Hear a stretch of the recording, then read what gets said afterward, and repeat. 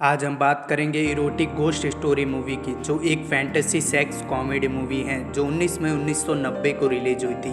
Movie की कहानी है तीन लोमड़ी बहनों की जो 1000 साल तक तपस्या करके इंसान में बदल जाती हैं। एक दिन वे वूमिंग नामक एक आदमी से मिलती है, उन्हें उस आदमी से प्यार हो जाता है।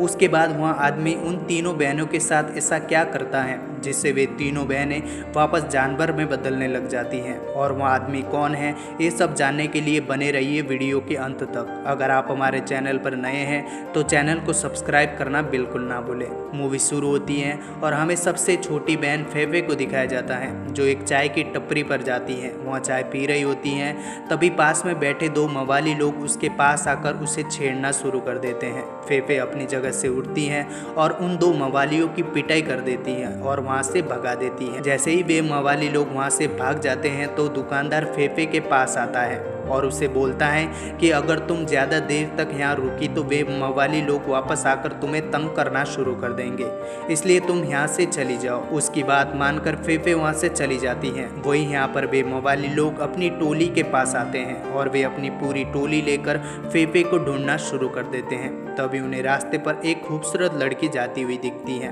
वे उसे रोकते हैं तो उन्हें पता चलता है कि वह फेफे की बड़ी बहन फाफा है। वे उसे उसकी बहन द्वारा किए गए नुकसान की भरपाई करने के लिए कहते हैं, तो फाफा उस टोली के सरदार के साथ रोमांस करने के लिए तैयार हो जाती हैं और उस टोली के सभी लोगों को एक एक लड़की प्रोवाइड कराती हैं। फिर वे सभी लोग अलग अलग जाकर रोमांस करने लग जाते हैं। जैसे ही वे रोमांस कर रहे होते हैं तभी वे सभी लड़कियां कंकाल में बदल जाती हैं और उनके शरीर से चिपक जाती हैं। वे किसी तरह उन कंकाल को अपने शरीर से अलग करते हैं और वहाँ से अपनी जान बचाकर भाग जाते हैं। उनके जाने के बाद फाफा और फेफे बहुत खुश हो जाती हैं। फिर सीन चेंज हो जाता है। अगले सीन में हमें फाफा और फेफे की सबसे बड़ी बहन स्वासा को दिखाया जाता है जो कामदेव के मंदिर में जाती है।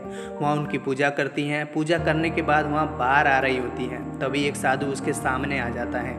वहाँ साधु उसका नाम पूछता है तो वह कहती हैं कि वह अजनबियों को नाम नहीं बताती हैं। इतना कहकर वह अपने घर के लिए रवाना हो जाती हैं। जैसे ही वह जंगल के रास्ते से होकर घर जा रही होती हैं तभी वही साधु उसके सामने आ जाता है। वो साधु उसे समझाने की कोशिश करता है कि वह एक डायन है, उसे काम की वासना से ऊपर उठना होगा।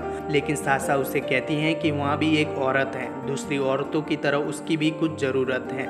इसी बात को लेकर उन दोनों में लड़ाई हो जाती है और साधु आसमान में गायब हो जाता है। इस घटना के बाद सासा घर आ जाती है। वहाँ घर आकर अपनी बहनों से उस साधु के बारे में बात कर ही रही होती हैं, तभी अचानक पड़ोस में रहने वाली औरत वहाँ पर आती है और उनके साथ उल्टी सीधी बात करके वहाँ से चली जाती है। वह औरत अपने पति को उस घर की तरफ जाने से सख्त मना कर देती है। यहाँ पर वे तीनों बहनें ध्यान करती हैं और अपने ध्यान में खूबसूरत नौजवान की कल्पना करती हैं। ध्यान खत्म होने के बाद वे तीनों बहनें खाना खाकर सो जाती हैं। जैसे ही आधी रात को सोसो की नींद खुलती है तो वहाँ देखती हैं कि उसकी दोनों बहनें फाफा और फेफे काम की वासना के आग में जल रही हैं और खुद को शांत करने की कोशिश कर रही हैं। सोसो उन्हें कुछ नहीं कहती। वहाँ भगवान की मूर्ति के पास जाती हैं और अपनी दोनों बहनों की इस करतूत के लिए भगवान से माफ़ी मांगती हैं।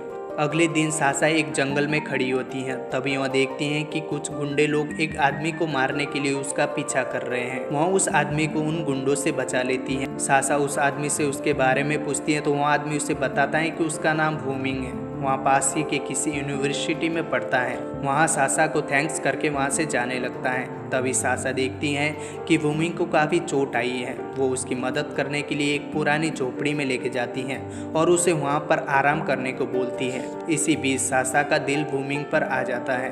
वहाँ वूमिंग को वहीं पर छोड़कर घर आ जाती हैं। घर आने के बाद सासा सच धज कर वापस वूमिंग के पास आने लगती है।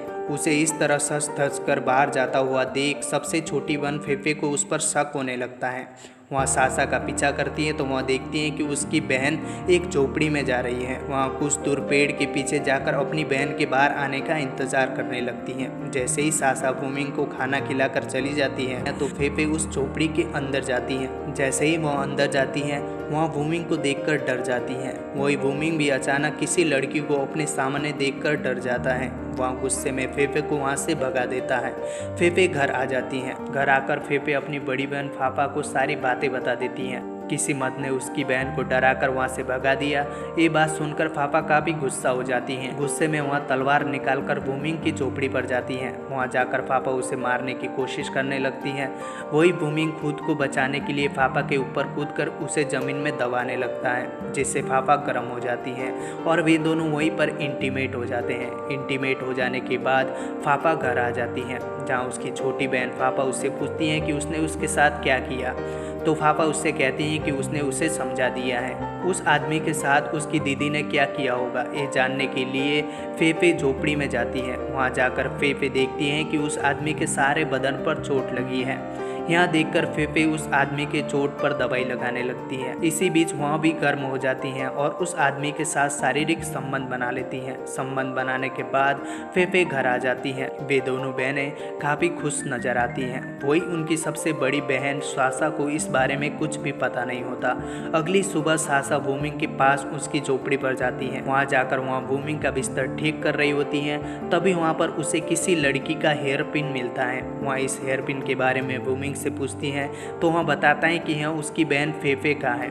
उसने उसकी बहन फेफे और पापा के साथ संबंध बनाए हैं। ये सुनकर सासा काफ़ी गुस्सा हो जाती हैं। वह वूमिंग को मारती हैं, लेकिन अगले ही पल वहाँ उसकी काम वासना जाग जाती है और वहाँ वूमिंग के साथ इंटीमेट हो जाती हैं। इंटीमेट होने के बाद सासा घर आ जाती हैं। उन तीनों बहनों को पता चल चुका था कि उन तीनों बहनों ने एक ही आदमी के साथ संबंध बनाए हैं। ये सब राज खुलने के बाद वे तीनों बहनें वूमिंग के साथ खुल्लम खुल्ला रोमांस करने लग जाती हैं। ऐसे ही काफ़ी दिन गुजर जाते हैं। एक दिन उनकी पड़ोसन आकर उसकी शिकायत पंचायत को करने की धमकी देती हैं, जिससे घबराकर तीनों बहनें वूमिंग को झोपड़ी में रखने का फैसला करती है। वही वूमिंग धमकी देने वाली पड़ोसन पर काला जादू करके उसे बेकाबू कर देता है। अगले सीन में हमें वूमिंग को दिखाया जाता है, जो काफ़ी बुरा लग रहा है। वहाँ एक लड़की को वश में करके उसे अपने झोपड़े पर बुलाता है। वही दूसरी तरफ जब तीनों बहनें खुद को देखती हैं तो वे पाती हैं कि वे तीनों वापस जानवर में बदल रही हैं। उन्हें पता चल गया था कि ये सब वूमिंग के साथ संबंध बनाने से हुआ है।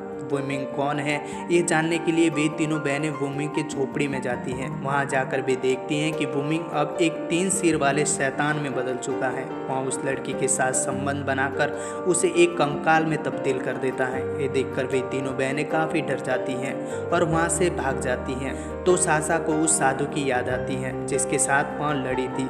वहाँ उस साधु के पास जाकर उनसे मदद मांगती है तो साधु उनसे कहता है कि तुम भी उसे हरा सकती हो।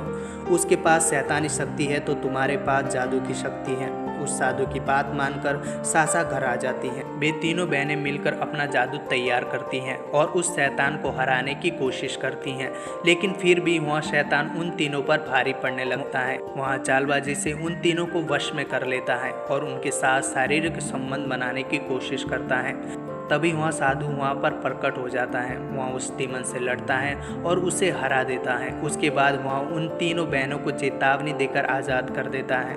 यहाँ पर फिल्म का दी एंड हो जाता है।